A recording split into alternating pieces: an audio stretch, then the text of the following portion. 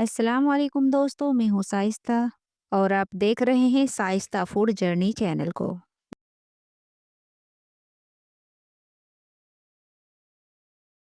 दोस्तों, आज हम बनाएंगे बिल्कुल देहाती गांव स्टाइल गाजर मूली का मिक्स अचार। आप चाहें तो इस अचार को लंच के साथ ले या डिनर के। ये अचार आपके खाने के स्वाद को दोगुना कर देगा। और सबसे अच्छी बात तो ये है कि इसमें बहुत ही कम तेल लगता है। अचार का एक एक पीस मसालों से लिपटा हुआ है, जो कि खाने में बहुत ज्यादा टेस्टी और लाजवाब लगता है। आप इस अचार को सालों साल के लिए स्टोर कर सकते हैं। तो चलिए बनाना शुरू करते हैं अपने मिक्स स्वादिष्ट और स्पेशल अचार को। इसके लिए मैंने हाफ के जी यानी कि 500 ग्राम गाजर ली है।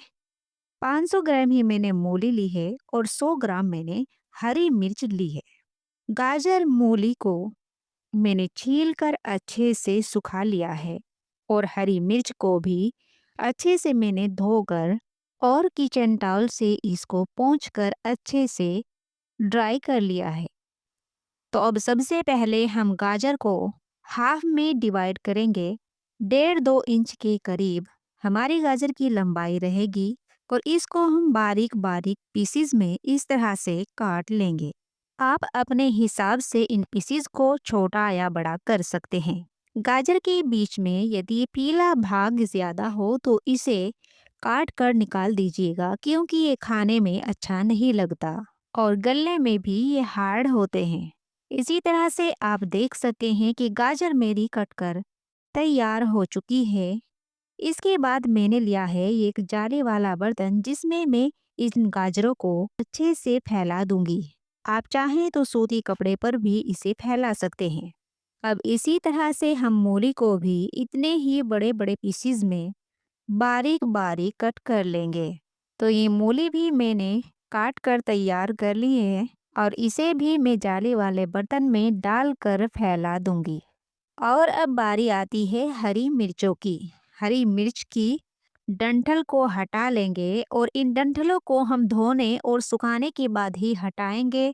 और अगर हमने हरी मिर्च की डंठल को हटा लेंगे और इन डंठलों को हम धोने और सुखाने के बाद ही हटाएंगे। और अगर हमने इन डंठलों को धोने से पहले हटा दिया तो इनका जो डंठल वाला भाग है, इससे पानी मिर्चों के अंदर चला जाएगा और इनके अंदर मॉइस्चर आ जाएगा, जिससे हमारा अचार ज्यादा दिनों तक नहीं रुक पाएगा। इसलिए याद रहे कि दोस्तों, इन डंठलों को मिर्चों को धोने और सुखाने के बाद ही हटाएं। ये देखिए, मैंने मिर्चों के सभी डंठल हटा दिए हैं और अब इन मिर्चों को बीच से कट कर लेंगे। इस तरह से करने पर मसाले मिर्चों के अंदर भर जाते हैं और ये खाने में बहुत ही टेस्टी लगते हैं। मिर्ची हाथों में ना लगे, इसके लिए आप ग्लव्स पहनकर भी इन मिर्चों को काट सकते हैं या फिर कैंची से भी काट सकते हैं। ये सभी मिर्चों को मैंने काट कर तैयार कर लिया है और इन्हें भी जाली वाले बर्तन में फैला लेंगे। अब हमें करना ये होगा कि इन्हें 1 घंटा के लिए हमें धूप में रखना होगा, ताकि इनमें जो थोड़ा बहुत मॉइस्चर है वो भी सभी सूख जाए। धूप ना हो तो आप 2 घंटा के लिए इन्हें पंखे के नीचे भी रख सकते हैं, ताकि इनका मॉइस्चर पूरी तरह से सूख जाए। अब हम इसका मसाला तैयार करेंगे। मसालों में मैंने 2 चम्मच सौंफ ली है, जीरा 1 छोटा चम्मच, आधा छोटा चम्मच मेथी। मेथी आपको कम ही डालनी है। मेथी को ज्यादा डाल दिया तो अचार में कड़वा टेस्ट आएगा। और आधा चम्मच काली मिर्च। काली मिर्च से अचार का स्वाद डबल हो जाता है, तो आप इसे स्किप ना कीजिए और अपने अचार में काली मिर्चों को जरूर डालिए। अब इन मसालों को हम हल्की आंच पर 1 से 2 मिनट के लिए भूनेंगे, ताकि इनकी सभी नमी सभी मॉइस्चर खत्म हो जाए। आप इन मसालों को धूप में सुखाकर भी इस्तेमाल कर सकते हैं, लेकिन मैंने 2 मिनट तक लो फ्लेम पर भून लिया है। ऐसा करने से हमारा अचार सालों साल भी खराब नहीं होगा और मसालों को भून लेने से उनका स्वाद भी दोगुना हो जाता है। अब हम इनको एक प्लेट में निकाल लेंगे और गैस पर कढ़ाई रखेंगे और अब इसमें डालेंगे, मैंने 1 चम्मच ली है राई और 2 चम्मच काली सरसों।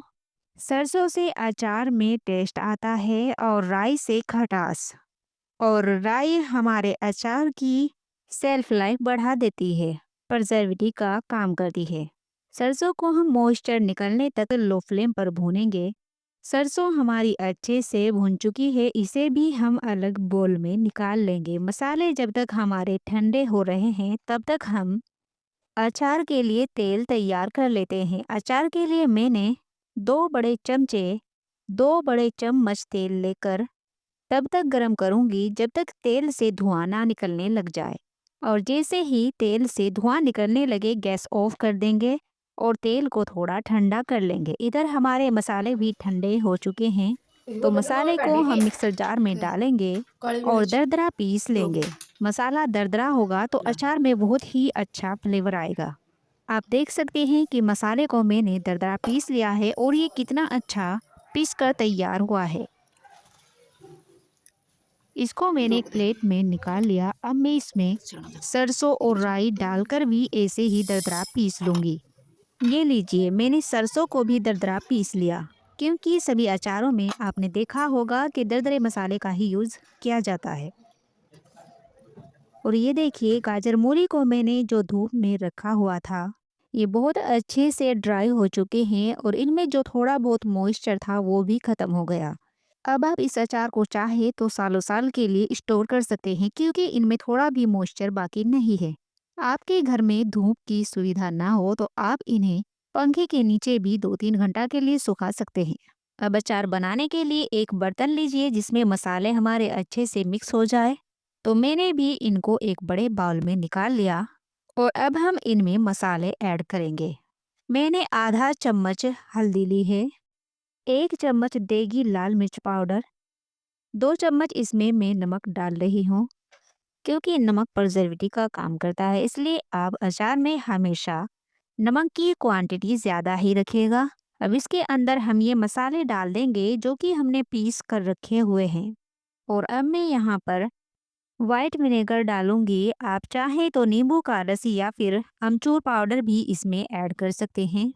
इससे हमारे अचार का जो टेस्ट है वो खट्टा हो जाएगा और सिरका भी हमारे अचार की सेल्फ लाइफ को बढ़ाने में बहुत ही अच्छा काम करता है। आमचूर पाउडर आप इसमें डालें तो 1 टेबल स्पून आप आमचूर पाउडर डाल सकते हैं और नींबू का रस डालें तो 2 नींबुओं का रस आप इसमें निचोड़ सकते हैं। अब हम इसमें जो तेल हमने गरम करके रखा हुआ था उसको थोड़ा थोड़ा डालकर अच्छे से अचार को हम अपने मिक्स कर लेंगे। तेल को पूरी तरह से ठंडा नहीं करना है, आप हल्का सा गुनगुना तेल ही इसमें डालिए और आप अपने अचार को अच्छे से मिला लीजिए। आप हमेशा याद रखिए कि मूली, हरी मिर्च या फिर गाजर का अचार डालते समय आपकी जो मूली है या गाजर है या फिर हरी मिर्च, ये पूरी तरह से बिल्कुल ड्राई हो। इनमें यदि थोड़ा सा भी मॉइस्चर रह गया तो अचार आपका ना तो खाने में अच्छा लगेगा और बहुत ही जल्द आपका अचार खराब हो जाएगा। और अगर आपको ये अचार और भी ज़्यादा स्वादिष्ट बनाना है तो आप इसके अंदर 1 इंच अदरक का टुकड़ा और 2 से 3 लहसुन की कलियों को क्रश कर डालकर अच्छे से मिक्स कर लीजिएगा। अदरक लहसुन से इस अचार का स्वाद बहुत ही ज़्यादा बढ़ जाता है। ये देखिए कि गाजर और मूली के अचार का कलर कितना बढ़िया आया है और मैंने इसमें बहुत ही कम तेल का प्रयोग किया है। आपको इसमें ज़्यादा तेल गिरने की ज़रूरत नहीं, क्योंकि हमने मूली और गाजर को जो अच्छे से सुखा लिया था। मसाले की इन पर बहुत अच्छे से कोटिंग हो गई है। आप देख सकते हैं कि किस तरह से इन पर मसाला लिपट गया है। और यकीन मानिए, जैसा ये अचार दिखने में लग रहा है स्वादिष्ट है, उससे कहीं ज्यादा ये खाने में भी स्वादिष्ट है। अब बात आती है कि इसको स्टोर कैसे करें। अचार को स्टोर करने के लिए हम जिस चीज में भी अपने अचार को रख रहे हैं, एक तो वो साफ सुथरा और सूखा होना चाहिए। पानी की एक बूंद भी चम्मच या कंटेनर में नहीं होनी चाहिए। तो यहाँ पर मैंने एक साफ सुथरा और सूखा एक छोटा सा कंटेनर लिया है जिसमें मैं इसको ट्रांसफर कर रही हूँ। आप देख सकते हैं कि कितना गजब हमारे अचार का कलर आया है।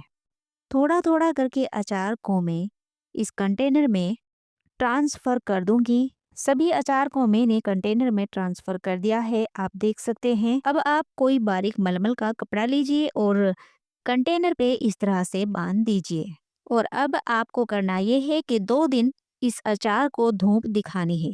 ऐसा करने से आपकी जो गाजर मूली है वो अच्छे से गल जाएंगी और अचार सालों साल तक भी आपका खराब नहीं होगा। आप इस तरीके से एक बार गाजर मूली का अचार जरूर डालकर देखिए, आपको बहुत ही पसंद आएगा। आपको मेरी ये वीडियो कैसी लगी मुझे कमेंट सेक्शन में ज़रूर बताइएगा और मेरी इस वीडियो को लाइक और शेयर भी कर दीजिएगा। हम मिलते हैं आपको ऐसी ही एक नई रेसिपी के साथ। तब तक के लिए अस्सलाम वालेकुम, अल्लाह हाफिज़।